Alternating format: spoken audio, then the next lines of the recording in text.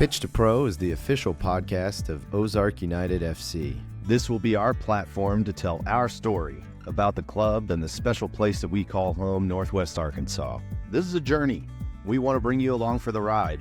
We'll share what's going on behind the curtain, help educate the community at large about soccer, our league, and give updates on the progress of the club along the way. Together, we'll explore and unpack our journey to professional soccer, the magic that is NWA, our community, and talk all things soccer from on the pitch to behind the scenes, telling the story of our club.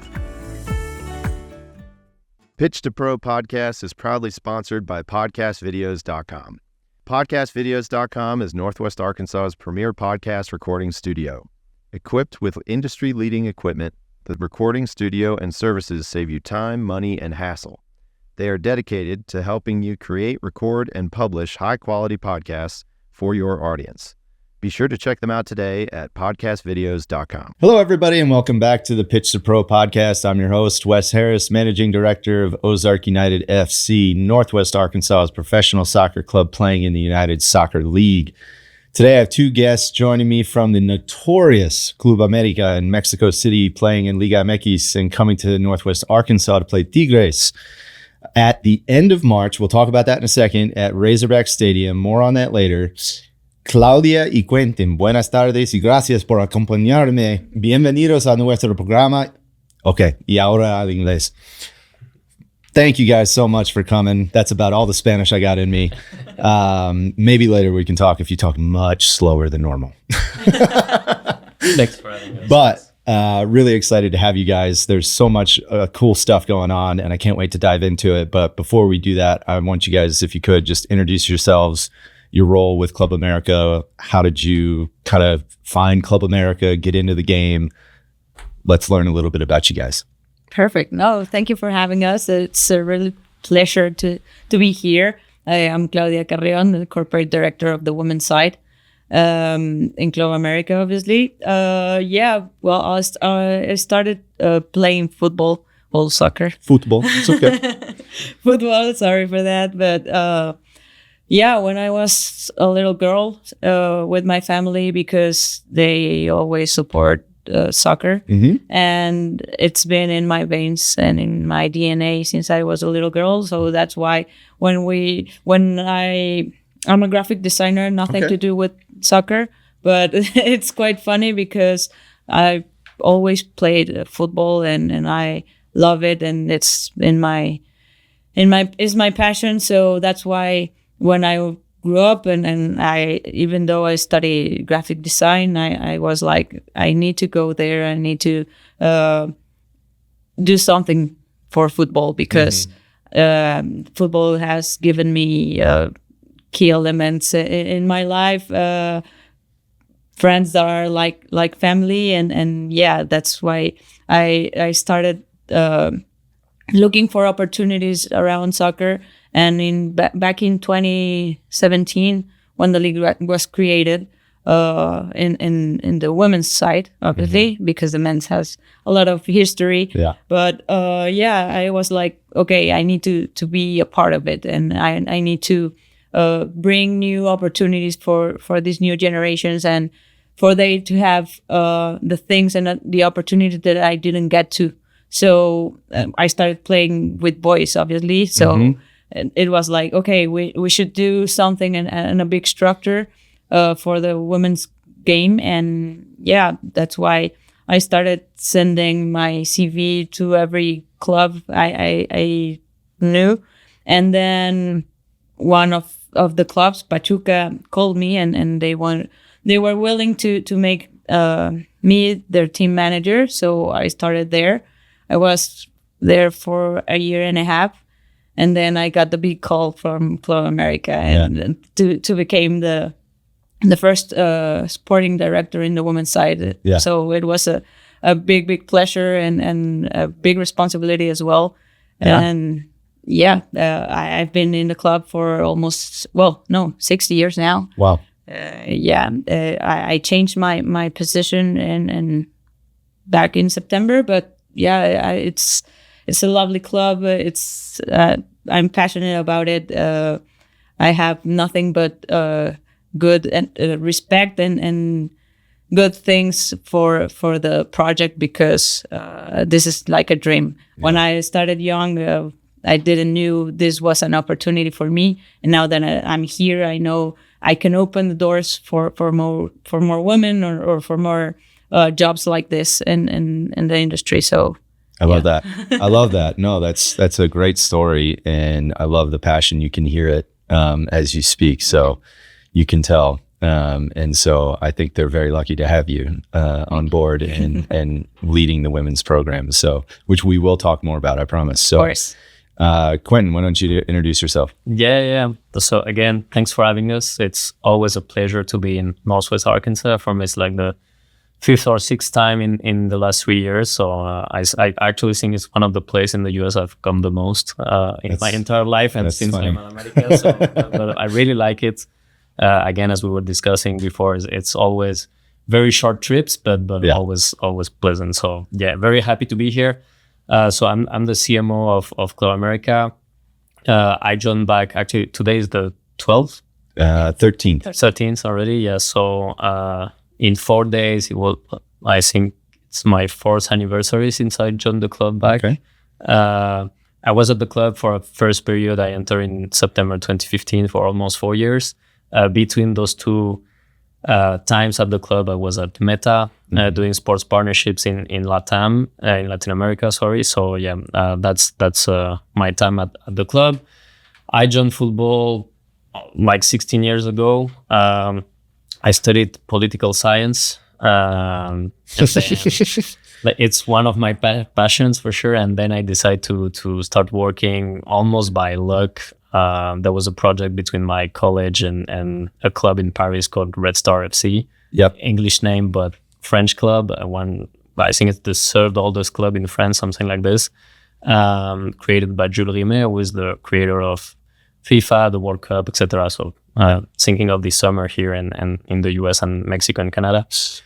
So I started working there, and then I said, yeah, okay, that's what I want to do. This is my true passion, and I want to stay in the sports industry. And I work almost only in football clubs, except for Meta, an agency a year, and that's it. I had the luck to do an internship at Real Madrid as well. And then, of course, Club América appeared in my career, and it's probably one of the main reasons I stayed in Mexico. So I'm French. Nobody's perfect. That's probably one of the reasons I stayed in Mexico at the beginning. Then I met who is now my wife, so obviously that helps a lot as well. And yeah, as Claudia mentioned, I think Club América is obviously huge. It's the most known and followed and winning team in the region. Obviously, it's a huge pride and a huge responsibility to be part of this institution. But also, the club really works as a family, despite like the size of it and the importance of it and the influence of it. It's really, I think, a family, and I think you can tell. But this is the case with the whole leadership team, the board, the players, men or women, or the youth, and of course the coaching staff, all the employees. Like everyone has a clear role, and we all work together to get this team to be even more successful, because that's kind of from the owner and the whole values of the club is to always try to do more. Grandes de Corazón, so great hearted, is really like if you can't, I think everyone can relate to that. If you can't do big things, at least do whatever you do with greatness, and we try, and actually the club does great things. So yes. But that's something we apply on the day-by-day basis. So that's when I started in football and followed and ended up in Club América. And honestly, between the two times, it will be almost 8 years at the club. And I think it's a dream come true, to be honest. That's awesome. I love the background. And by the way, you may be the most suited person to work in football, having a political science background. It helps. But that's a separate podcast. It's a separate podcast, guys. But I think it's such a great background. I love hearing people's stories, right? That's what this is about, and just how we all find the game, and how we all work together in a way, right? We all want to see the game of football grow. rising tides lift all boats, and sometimes we play each other on the pitch, and that happens for the 90 minutes, but after that, we're all after the same thing, which is doing good things through soccer. And so you touched on it, Quentin, but talk a little bit more. A lot of our listeners will know about Club América, but we also have a market in Northwest Arkansas that is still relatively young from a soccer understanding and new to the game. And so they may have heard of Club América or Liga MX, but can you kind of give a broader overview of the club, a little bit of history, and kind of, to your point, one of the biggest, if not the biggest club in North America, known in this region, but also known around the world from the region. And so that's a big deal. And talk a little bit more about the club and how you guys got there. I think for the last question, how we guys got there, this is a lot of people involved in during the years. Of course, it's not only us. Now we have the privilege of representing the club, but it takes a village, or a few villages in our case. But I think so. Club América was founded in 1916, so we'll be 110 years next October. The women's team will be 10 years in December. Fantastic. So, but it's great to have this 100-year difference, but still the same structure and the same club and same brand. It's pretty interesting to work with that.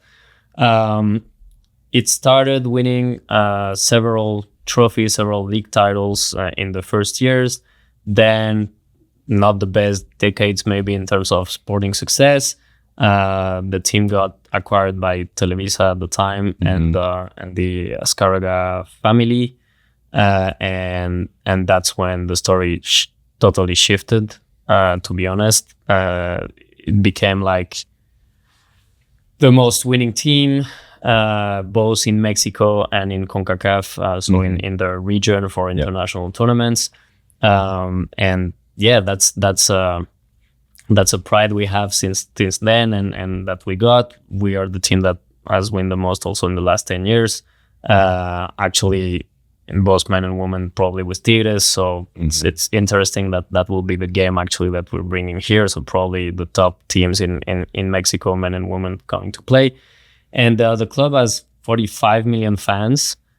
This is basically around the population of Spain, just to put things in perspective. As 2/3 of it, 30 million, are in Mexico, and 1/3 of it are in the US. So as we often mention, for us, maybe the difference with the big European teams or else is the US is not a secondary market they can have Southeast Asia or the Middle East or South America. For us, it's a second primary market. We're talking 15 million people. That's a lot. That will be the main fan base of most teams in the world, maybe if we take out the top 20 of soccer or football in Europe. I think so. Europe and a few other countries. So it's a big fandom, again, big responsibility, but also amazing. That's why we come so often to the US, and of course we play very often in California, in Texas, in New York, even Chicago. Big markets for us, big traditional market for us. But also one of the reasons, I'm sure we're going to talk about it, but why we're coming here is we wanted to come to somewhere we know we have fans, but it's not the traditional place or maybe the most logical place, so to speak, that where we will go, and we want to create something different to also serve those fans that are not necessarily in those big regions we're used to go now. So that's kind of what I can tell you about the club. I could talk 5 hours about it. But as an introduction, maybe that's enough. No, I think that's great, and it gives people a little perspective. 45 million fans, and 15 of which are in the US. And we will touch on kind of the international development and how that works as a club, and both sporting and otherwise, corporately, et cetera. But I think that's so interesting, and you're exactly right. You have an absolutely massive market here in the US. You have so many fans. Obviously, it's not as much as in your in your own country, but everywhere you go, there's Club America fans in the United States, period. So it's really cool to have you guys coming, and we'll talk about it here in a minute, but outside of the Golden Clash, and again, we'll talk about that in a second, you talked about the size and the scale and the breadth of the club. What's going on right now with Club America? Like what is kind of the main focus as a club? Like, what are you guys marching towards and building towards as a club? And maybe you guys can both speak maybe from the women's perspective and then the overall club.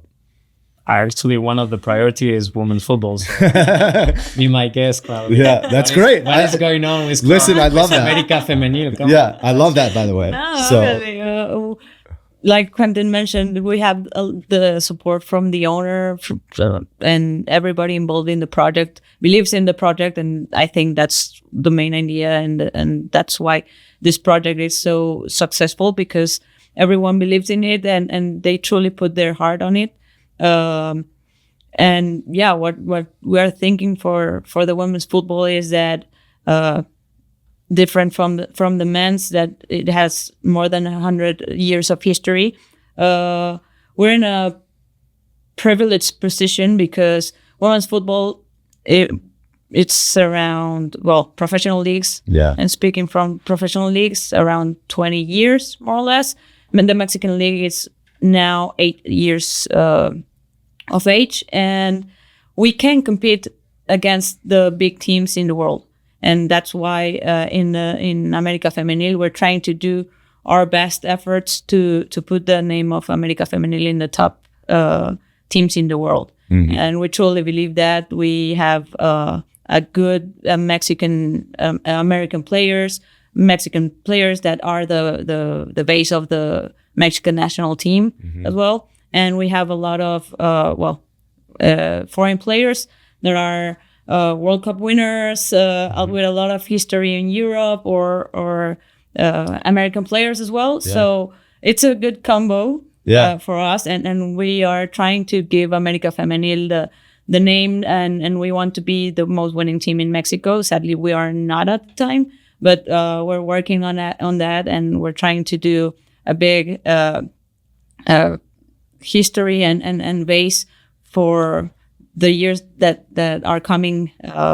We can give the people and the fans the the trophies that we are meant to have, but still we're trying to build a big team and with big names, and to build in the grassroots for the women's football, because in Mexico it's all the other way around than the US, to be honest, and it's sometimes difficult for us to have proper player development over there.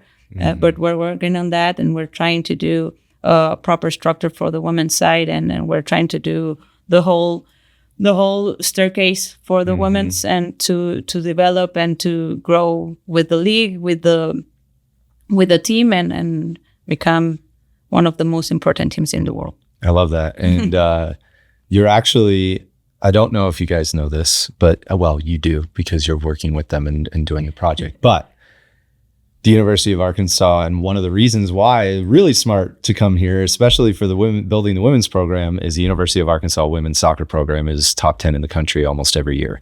We're still working on a national title, but I know Colby will get there. Coach Colby Hale and the girls are going to get there next season. I know it. So we actually just had a senior on the last podcast episode. That I saw. Miss Bella Fields. So look out. But listen, I love that. I think, there's so much to be done on the women's side of the game everywhere. And it's going to take people like you doing the hard work to lay the foundation, like you talked about earlier, to lay a good foundation for the generations to come. So again, thank you for the work that you're doing, and sounds incredible. And even though it's hard work, how cool is it to be there to build that, like almost from nothing, right? Yeah, it's crazy. It's crazy. Believe me. Like I mentioned in the beginning, I started playing with men. So for me, and I'm not going like too far away. All in these 6 years in the club, we started like with 6 people coaching staff. Now we're more than 15. Wow. So it's a huge That's difference. Great. Yeah. And we started playing in our facilities. Now we play in a stadium. It's broadcasted. It's unbelievable. We never thought of that, and this being a reality and being a part of it, it's crazy. It's more than I can imagine. No, I love that. Well, I love that. Hopefully one day we'll have our women's team as well, and we'll see each other in the Women's CONCACAF Champions League or something like that.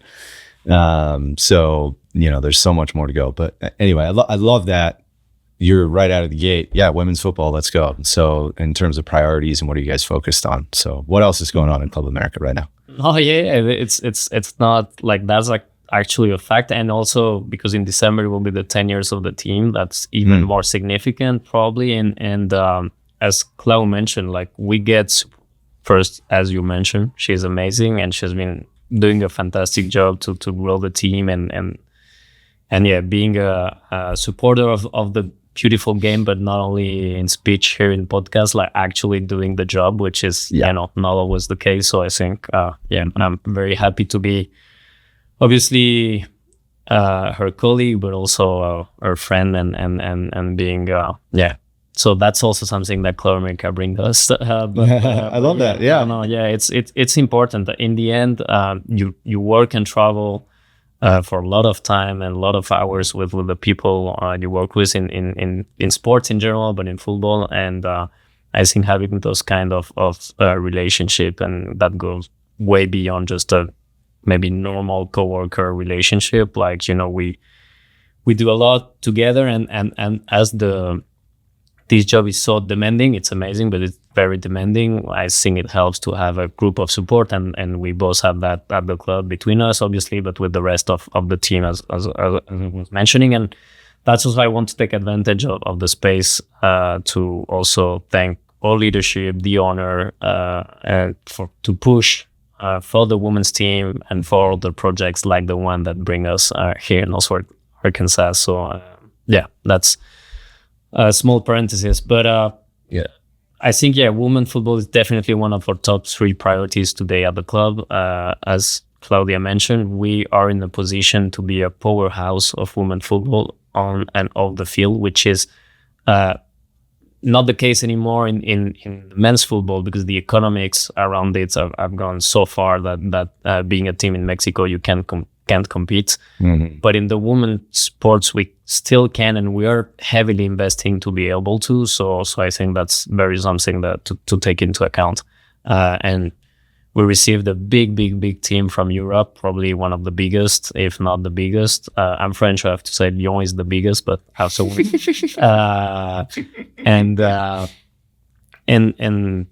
When they saw the gym that we have dedicated to the women's team, so we have one for the men's team, one for the women's team, and they were like, the men were like blown away. Like it was like, okay, we want this now in in Europe. I was gonna say the club, but I mean it's funny. Not very hard to find out. But so that was very good, because they're a reference for everyone interested in women's football, and hearing them saying this is like, okay, we're on the right track, So that's very important. Another priority, and we're going to discuss this, because it's internationalization of the team and being more present in the US. Honestly, for us, internationalization is the US. As I mentioned, this is a second primary market. We need to be here. When we need to do it for our fans. That's the reason the club exists in the first place, and we all have a job, and then basically we owe them.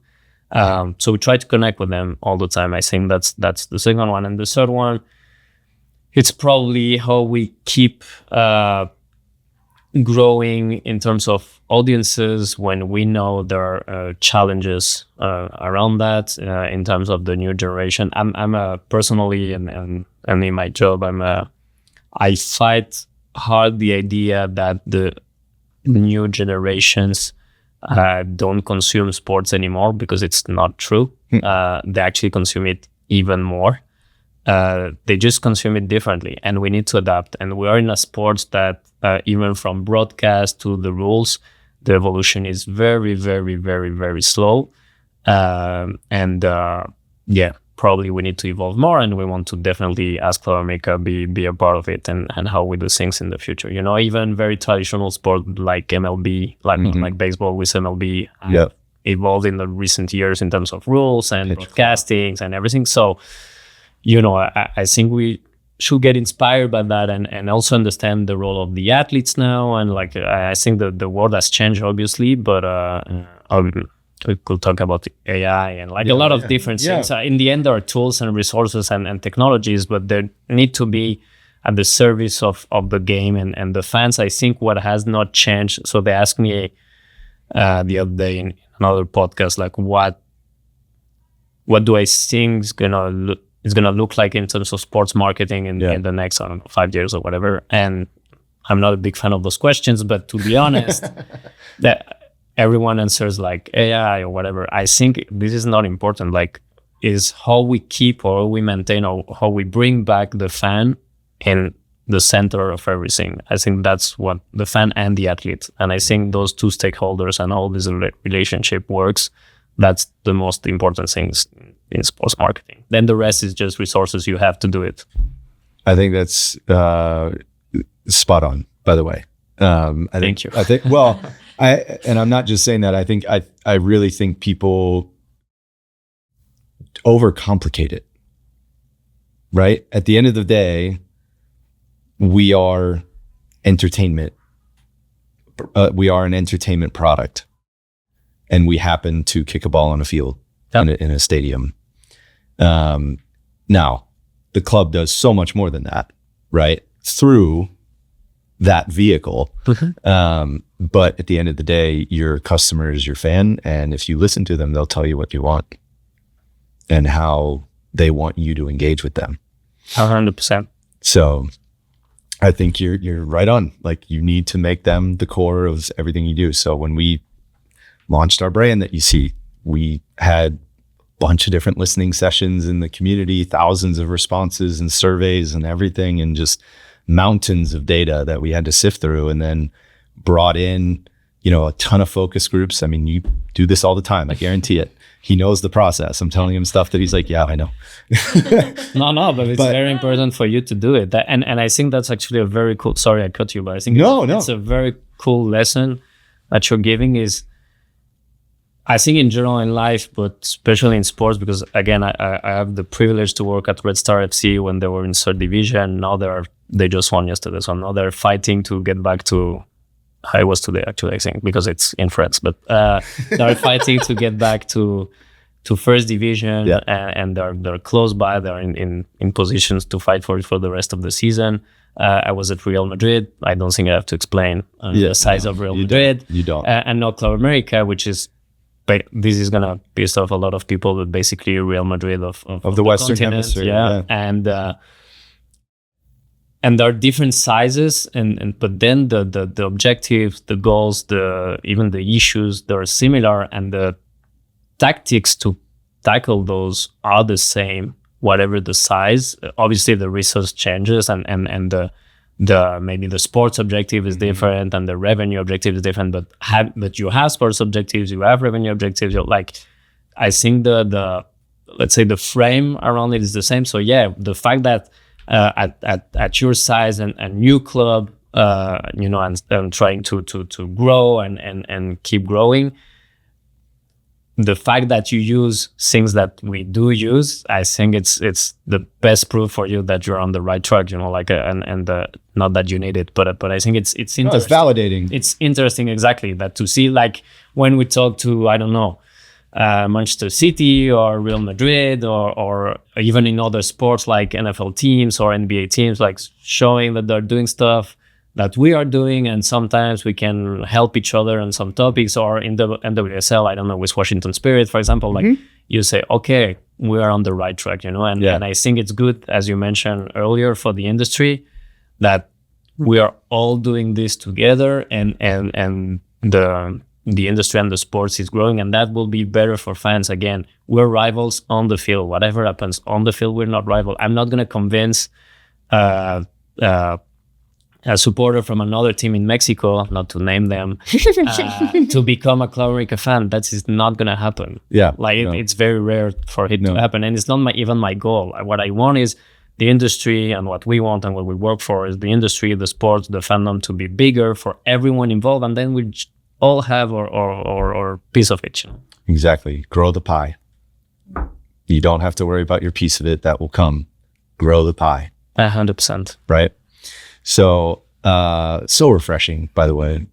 I like, seriously, because especially in the States, we get so just combative over stuff. And even, I tell you where it really happens is youth sports, and in particularly youth soccer and clubs in like this, and it's become a business, and it's, anyway, again, another podcast, but, and how we've lost the plot as we always tend to do as Americans. But I think you started touching on it, and I think that's kind of, you maybe answered it, but maybe if you want to add anything more one more time is just on, you talked about this massive responsibility. You guys have grown so much in 110-year history, 10 years on the women's. You're growing into the women's game. There's a lot of growth there. There's a lot of work to do. And it's incredible that you're investing time, resources, people, energy around it, putting together the structure, a pathway. It's so refreshing to hear, and I love it. And we need more of it. Listen, thanks again for tuning into this episode of Pitch to Pro. We hope you guys enjoyed it. Be sure to head to pitchtopro.com or Apple, Spotify, YouTube, or wherever you get your podcasts for more content. Follow us at Pitch to Pro on all major platforms. And until next time, cheers, Northwest Arkansas. Thanks for joining us on this episode of the Pitch to Pro podcast. Be sure to tune in again in 2 weeks for the next installment. And check out the Stoppage Time series for a recap of today's episode. Be sure to find us at Pitch to Pro on YouTube, Instagram, and everywhere you get your podcasts. Until next time, Northwest Arkansas, cheers.